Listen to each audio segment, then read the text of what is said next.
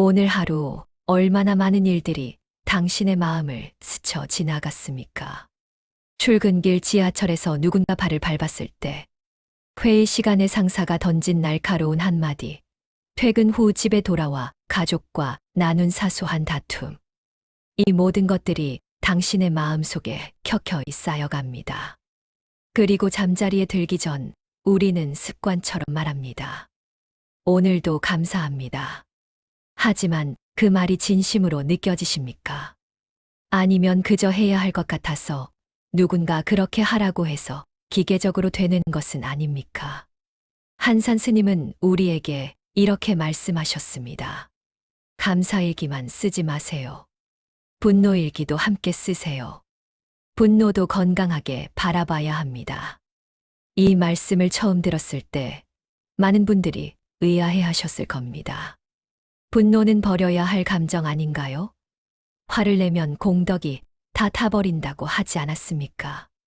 그런데 왜 분노를 일기에 적으라는 걸까요? 부처님께서는 분명 말씀하셨습니다. 화는 공덕을 태우는 불과 같다고. 법구경에도 분노가 분노에 의해 사라지지 않으며 오로지 자비에 의해서만 사라진다고 적혀 있습니다.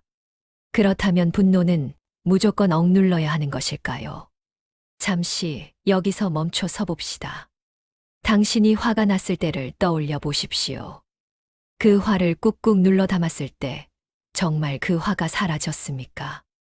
아니면 마음속 깊은 곳에서 계속 끓어오르고 있었습니까? 화는 사기면 병이 되고 터트리면 업이 됩니다. 이것이 우리가 분노 앞에서 느끼는 딜레마입니다. 참자니 속이 타들어가고 표출하자니 후회가 밀려옵니다. 한산 스님의 가르침은 바로 이 지점에서 시작됩니다. 분노를 억누르지도 그렇다고 마구 터트리지도 말라는 것입니다. 대신 분노를 있는 그대로 바라보라고 하십니다. 오늘 화났던 일을 먼저 적으세요. 그 안에서 배운 점을 찾아보세요. 그 다음 감사한 일 3가지를 적습니다. 이것이 진짜 마음 수행입니다. 이 말씀 속에는 깊은 지혜가 담겨 있습니다. 분노일기를 먼저 쓰라는 것은 우리가 오늘 경험한 진짜 감정을 직시하라는 뜻입니다. 감사일기만 쓰다 보면 우리는 자신도 모르게 좋은 일만 찾으려 애씁니다. 그러다 정작 마음속에 꿈틀거리는 분노와 짜증은 외면하게 됩니다. 서울에 사는 50대 주부 김정희 씨의 이야기를 들어보겠습니다. 그녀는 5년 전부터 감사일기를 써왔습니다. 매일 밤 3가지 감사한 일을 적었습니다. 오늘 날씨가 좋아서 감사합니다. 건강해서 감사합니다. 가족이 있어서 감사합니다. 하지만 시간이 지날수록 감사일기가 짐처럼 느껴졌습니다. 특별히 좋은 일이 없는 날에도 억지로 감사거리를 찾아야 했고, 정작 마음속에 쌓인 불만과 화는 갈 곳이 없었습니다. 그러던 어느 날, 한산 스님의 법문을 듣고 분노일기를 시작했습니다. 처음에는 이상했습니다. 오늘 시어머니가 하신 말씀에 화가 났습니다.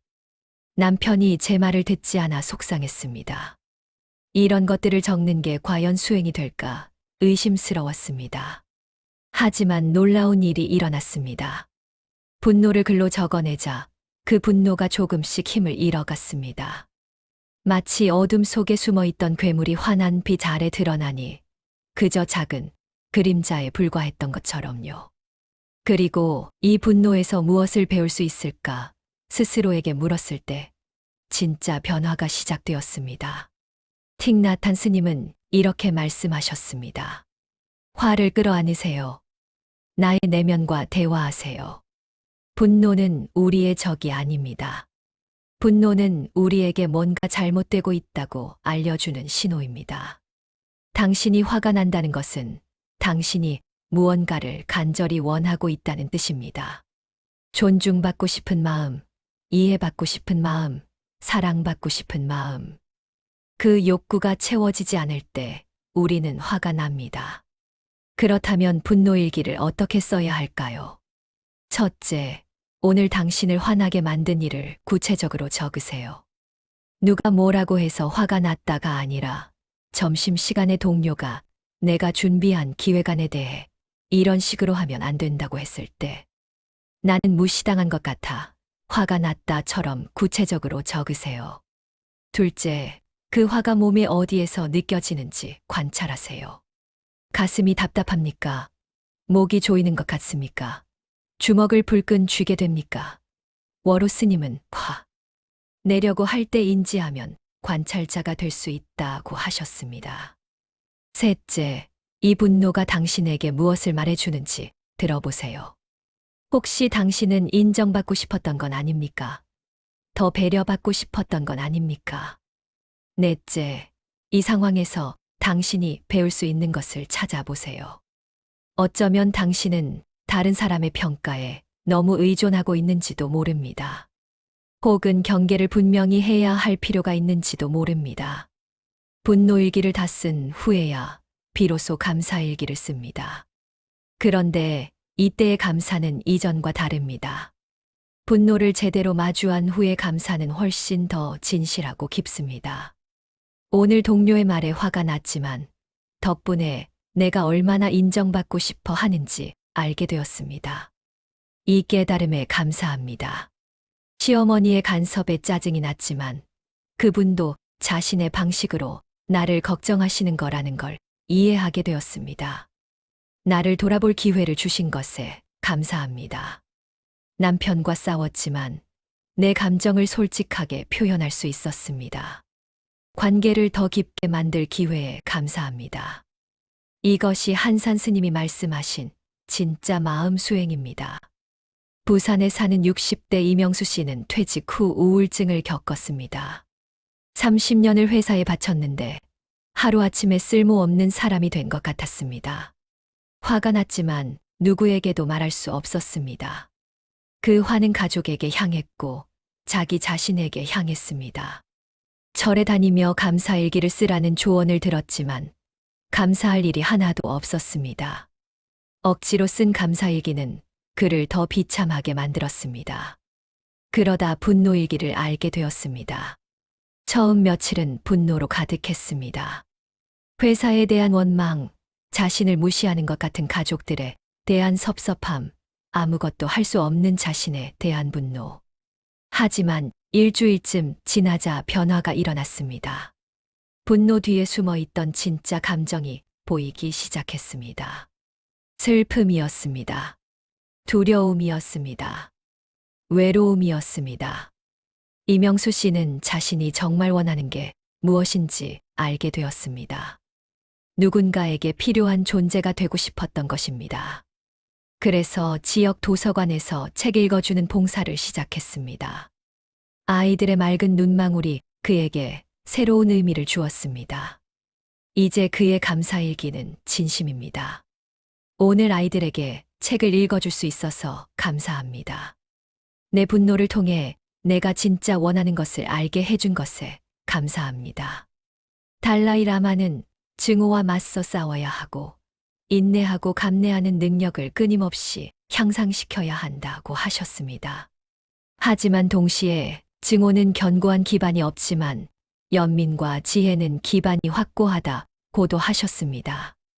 분노일기는 바로 이 연민과 지혜로 가는 다리입니다. 분노를 억누르는 것이 아니라 분노를 통과하여 자비에 이르는 길입니다. 많은 사람들이 감사일기의 효과를 과학적으로 입증했습니다. 감사일기를 쓰면 도파민과 세로토닌 같은 긍정 호르몬이 분비되고 스트레스가 줄어들며 수면의 질이 높아진다고 합니다. 하지만 한산 스님의 가르침은 한 걸음 더 나아갑니다. 감사만으로는 부족합니다. 우리는 온전한 인간입니다. 기쁨도 있고 슬픔도 있으며 사랑도 있고 분노도 있습니다. 분노를 외면한 채 감사만 강요하는 것은 마치 꽃만 보려 하고 뿌리는 보지 않으려는 것과 같습니다. 하지만 뿌리가 튼튼해야 꽃이 아름답게 핍니다. 분노일기를 쓰는 것은 우리 마음의 뿌리를 들여다보는 작업입니다. 그 뿌리에서 무엇이 자라고 있는지, 무엇이 썩어가고 있는지 정직하게 바라보는 것입니다. 그리고 그 뿌리를 정화한 후에야 진짜 감사의 꽃이 피어날 수 있습니다. 오늘 밤 당신에게 권합니다. 침대 옆에 노트 한 권을 두세요. 그리고 하루를 돌아보세요. 먼저 물으세요. 오늘 나를 화나게 한 것은 무엇인가? 크든 작든 상관없습니다. 지하철에서 새치기 한 사람, 퉁명스럽게 대답한 가족, 이루지 못한 목표. 무엇이든 좋습니다. 그것을 적으세요. 구체적으로, 정직하게. 그리고 물으세요. 이 분노는 나에게 무엇을 가르쳐 주는가? 거기서 배운 점을 적으세요. 어쩌면 당신은 더 단호해질 필요가 있을지도 모릅니다.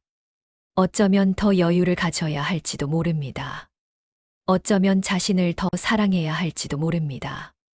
그 다음, 감사한 일 3가지를 적으세요. 분노를 마주한 용기에 감사하세요. 배울 기회를 준 것에 감사하세요.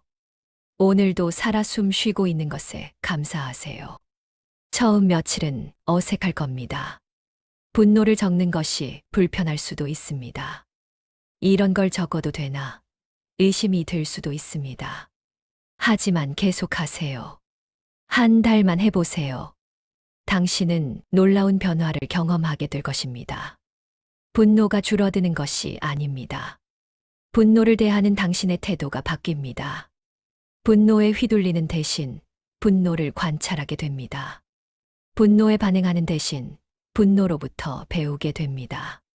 그리고 어느 날 당신은 깨닫게 될 것입니다. 분노도 감사도 모두 당신의 마음에서 일어나는 파도일 뿐이라는 것을. 파도가 일어나는 것은 자연스럽습니다. 중요한 것은 파도에 휩쓸리지 않고 파도를 바라볼 수 있는 당신이 있다는 것입니다. 한산 스님은 말씀하셨습니다.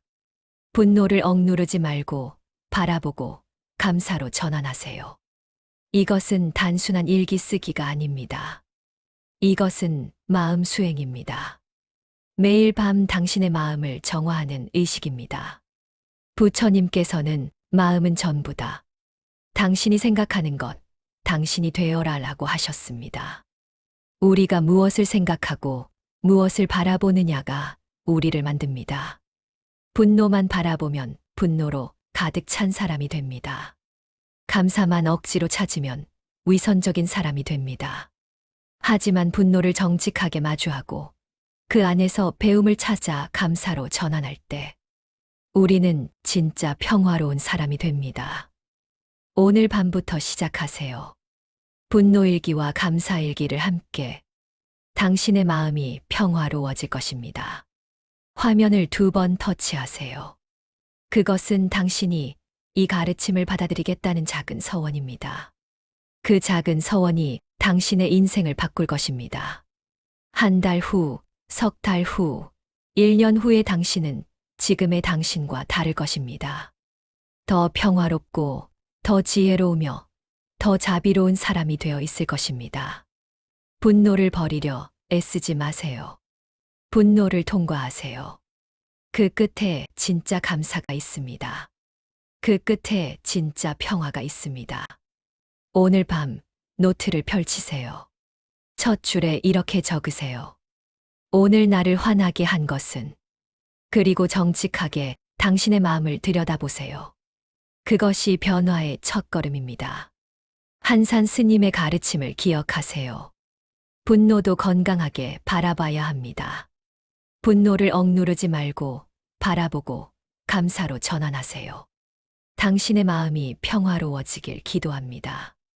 오늘 밤도, 내일 밤도, 그리고 모든 밤마다 분노일기와 감사일기와 함께 고요한 밤 당신의 노트 위에 촛불 하나 켜두세요.